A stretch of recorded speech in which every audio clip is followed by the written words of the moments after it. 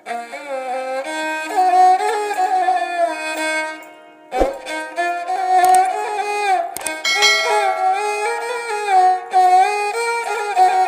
विद्यार्थियों, जिस प्रकार आप जी को पता है कि साडे इस चैनल ने आप जी को इंग्लिश सिखाने का बेड़ा चुक्या है, जिस के तहत आप जी को पहला ही इंग्लिश के संबंधी टेंसा की जानकारी दी गई है और ये भी आस रखी गई है कि तुसी टेंसा चंगी तरह समझ लिया होगा, क्योंकि आप ये गल चंगी तरह जानते हो कि जो कोई भी गल किसी नाल की जाती है वो टेंस बेस्ड होंगी है। जिस प्रकार असी अपनी मात भाषा के अंदर बोलन लगे हाँ, बिल्कुल सानू कोई मुश्किल नहीं आती, असी अपनी गल सौखे ढंग नाल कर लैंदे हाँ, क्योंकि असी अपनी माँ बोली च पढ़े हाँ, माँ बोली बोलते हाँ, तो सानू इत्थे बिल्कुल नहीं औख आती कि असी जिहड़े मूहरले व्यक्ति नाल जिहड़ी गल है वो किस प्रकार करनी है। सो इसी तरह इंग्लिश भी कोई बड़ी औखी भाषा नहीं, साड़ी अपनी माँ बोली ना होने कारण सानू इंग्लिश औखी लगती है।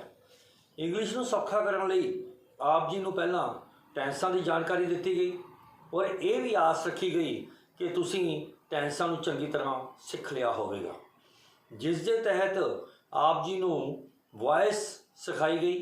वॉइस के अंदर थोनों एक्टिव वॉइस तो पैसिव वॉइस सिखाए गए कि किहड़े टेंस के अंदर जिहड़ा एक्टिव है वह पैसिव वॉइस किस प्रकार बनता है, अते किस प्रकार प्रेजेंट टेंस, किस प्रकार पास्ट टेंस, किस प्रकार फ्यूचर टेंस के अंदर जिहड़े वॉइस हैगी वो थोनों सिखाई गई। हुण इस लड़ी को अगे तोरदियां होइयां तुहाडे नाल असीं अज गल करांगे नरेशन की। नरेशन एक्चुअली है आपसी वार्तालाप कि किस प्रकार असीं एक दूजे नाल गलबात करनी है, गलबात करन दा जरिया, गलबात करन दा ढंग, क्योंकि गलबात करन लई दो ढंग हुंदे ने। एक तो आपसी वार्तालाप, दो व्यक्तियों की आमो सामने वार्तालाप, एक होंदी है वो दो व्यक्तियों की आपसी वार्तालाप जो तीसरे बंदे नाल कीती जाती है वो वार्तालाप। सो प्यारे विद्यार्थियों, तुसीं इस गल नूं चंगी तरह समझोगे कि जिहड़ी साडी नरेशन है ये दो पार्ट होंदे ने, एक डायरैक्ट स्पीच होंदी है, एक इनडायरैक्ट स्पीच होंदी है।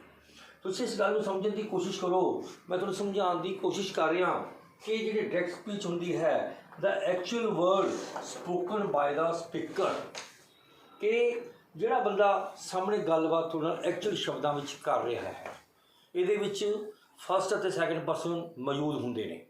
ये डायरैक्ट स्पीच होंदी है।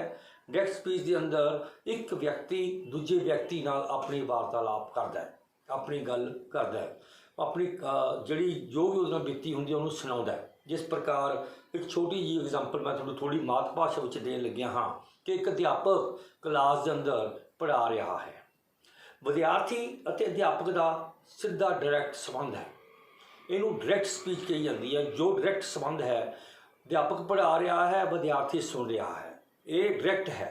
जदों वह अध्यापक चला जाता है अते जिहड़ा उत्थे कोई दूसरा व्यक्ति मौजूद नहीं है, तो जिहड़ा विद्यार्थी ने अध्यापक द्वारा पढ़िया होया लैसन किसी दूसरे बंदे नूं दसदा है, वो उसनूं असीं इनडायरैक्ट स्पीच कह दिंदे हां। Example, his word are quoted in our words, his words are quoted in our word means कि जिहड़े उस टीचर के पढ़ाए हुए शब्द सीगे ਉਹ ਜਿਹੜਾ ਸੁਣਨ वाला व्यक्ति है वो दूसरे नाल गल करता है, उसनूं जिहड़े इनडायरैक्ट स्पीच कह दिंदे ने, क्योंकि इनडायरैक्ट शब्द डायरैक्ट है और है इनडायरैक्ट। इनडायरैक्ट का मतलब कि जिहड़ा बंदा बोल रहा सी, आपसी वार्तालाप कीती सी, वो बंदा उत्थे मौजूद नहीं है। एग्जाम्पल तुहानूं एक होर छोटी जी लगिया, ही सेज आई एम इल, उसने कहा मैं बीमार हाँ। देखो, ही सेज आई एम इल, उसने कहा कि मैं बीमार हाँ, डायरैक्ट है, उसने आपसी वार्तालाप हुई है। पर जो वो इनडायरैक्ट स्पीच चला गया और कहा he says that he was, उसने कहा कि वह बीमार है, उसने कहा वो बीमार है। प्यारे विद्यार्थियों, डायरैक्ट तो इनडायरैक्ट हुण इहदे विच होर गल सब तो वड्डी गल ये हैगी कि जिहड़े साडा डायरैक्ट हैगी डायरैक्ट स्पीच है जिहड़ी उहदे विच जिहड़ा साडा इन्वर्टर कोमे तो पहला है आ चीज़ है, इसनूं रिपोर्टिंग वर्ब किया जाता है। जो बंदा बोल रहा है जो ਜਿਹੜਾ ਬੰਦਾ ਬੋਲਣ ਵਾਲਾ ਹੈ ਉਹ ਹੋ ਗਿਆ ਸਾਡਾ ਰਿਪੋਰਟਿੰਗ ਵਰਬ। ਜਿਸ ਨੂੰ ਰਿਪੋਰਟਿੰਗ ਕੀ ਕਿਹਾ ਉਸਨੇ, ਇਹ ਉਹਦੀ ਰਿਪੋਰਟਿੰਗ ਸਪੀਚ ਹੈ। ਟੂ ਪਾਰਟਸ ਆ ਜਾਂਦੇ ਹੈ। ਡਾਇਰੈਕਟ ਸਾਡੀ ਜਿਹੜੀ ਹੈਗੀ ਇੱਕ ਸੈਂਟੈਂਸਿਸ ਨੂੰ ਟੂ ਪਾਰਟਾਂ ਵਿੱਚ ਡਿਵਾਈਡ ਕੀਤਾ ਜਾਂਦਾ ਹੈ। ਜਿਹੜੇ ਕੋਮਿਆਂ ਤੋਂ ਬਾਹਰ ਹੈ ਉਹ ਰਿਪੋਰਟਿੰਗ ਵਰਬ ਹੈ, ਜਿਹੜਾ ਕੋਮਿਆਂ ਦੇ ਅੰਦਰ ਹੈ ਉਹ ਉਹਦੀ ਸਪੀਚ ਹੈ। ਐਗਜ਼ਾਮਪਲ ਤੁਹਾਨੂੰ ਮੈਂ ਦੇ ਚੁੱਕੀ ਹਾਂ ਕਿ I said to him you are a good boy. I said to him, you are a good boy. He says, I am ill. ਤੁਸੀਂ ਇਹ ਦੇਖੋ ਇਨਵਰਟਰ ਕੋਮੇ ਦੇ ਅੰਦਰ ਆਈ ਐਮ ਇਲ ਹੈ, ਇੱਥੇ ਇਨਵਰਟਰ ਕੋਮੇ ਦੇ ਅੰਦਰ you are a good boy. ਜਿਹੜੀ ਗੱਲ ਕਹੀ ਗਈ ਹੈ ਇੱਕ ਬੰਦੇ ਨੇ ਦੂਜੇ ਬੰਦੇ ਨੂੰ ਕਹੀ, ਉਹ ਸਪੀਚ ਹੈ। ਕਿਹਨੇ ਕਿਹਾ, ਉਹ ਰਿਪੋਰਟਿੰਗ ਵਰਬ ਹੈ। ਇੱਕ ਗੱਲ ਤੁਹਾਡੇ ਮੈਂ ਇੱਥੇ ਹੋਰ ਵੀ ਸਾਂਝੀ ਕਰਨਾ ਚਾਹੁੰਦਾ ਕਿ ਜਦੋਂ ਅਸੀਂ ਇਨਡਾਇਰੈਕਟ ਸਪੀਚ ਨੂੰ ਬਣਾਉਣੀ ਹੈ, ਇਨਡਾਇਰੈਕਟ ਕਰਨਾ ਹੈ, ਤਾਂ ਉਸ ਸਮੇਂ ਜਿਹੜਾ ਸਾਡਾ ਰਿਪੋਰਟਿੰਗ ਵਰਬ ਹੈ ਇਸ ਨੂੰ ਵੇਖਿਆ ਜਾਂਦਾ ਹੈ। ਮੈਂ ਰੂਲਾਂ ਦੇ ਅੰਦਰ ਅੱਗੇ ਤੁਹਾਡੇ ਨਾਲ ਗੱਲ ਕਰਾਂਗਾ। ਜਦੋਂ ਆਪਾਂ ਰੂਲਿੰਗ ਕਰਾਂਗੇ ਇਹ ਵੀ ਟੈਂਸ ਬੇਸਡ ਹੈ, ਇਹ ਵੀ ਪ੍ਰੈਜੈਂਟ ਟੈਂਸ ਹੈ, ਪਾਸਟ ਟੈਂਸ ਹੈ, ਫਿਊਚਰ ਟੈਂਸ ਹੈ, ਇਹ ਵੀ ਟੈਂਸ ਬੇਸਡ ਹੈ। ਜਿਸ ਪ੍ਰਕਾਰ ਮੈਂ ਤੁਹਾਨੂੰ ਪਹਿਲਾਂ ਐਕਟਿਵ ਵੌਇਸ ਦੇ ਵਿੱਚ ਕਿਹਾ ਸੀ ਕਿ ਜਿਸ ਦੇ ਵਿੱਚ ਐਕਟਿਵ ਬਣਿਆ ਹੈ ਉਸੇ ਟੈਂਸ ਦੇ ਵਿੱਚ ਪੈਸਿਵ ਬਣੇਗਾ। ਉਸੇ ਪ੍ਰਕਾਰ ਜਿਹੜਾ ਸਾਡਾ ਨਰੇਸ਼ਨ ਹੈਗੀ, ਨਰੇਸ਼ਨ ਦੇ ਅੰਦਰ ਵੀ ਇਹੀ ਗੱਲ ਹੈ ਕਿ ਜਿਸ ਸੈਂਟੈਂਸ ਦੇ ਅੰਦਰ ਸਾਡਾ ਜਿਹੜਾ ਰਿਪੋਰਟਿੰਗ ਵਰਬ ਹੈ ਉਸੇ ਸੈਂਟੈਂਸ ਦੇ ਵਿੱਚ ਸਾਡਾ ਰਿਪੋਰਟਿੰਗ ਸਪੀਚ ਹੋਏਗੀ। ਮੰਨ ਲਓ ਜੇ ਸਾਡਾ ਰਿਪੋਰਟਿੰਗ ਵਰਬ ਪਾਸਟ ਦੇ ਵਿੱਚ ਹੈ ਤਾਂ ਜਿਹੜੀ ਉਹਦੀ ਸਪੀਚ ਹੈ ਉਹ ਪਾਸਟ ਵਿੱਚ ਹੋਏਗੀ।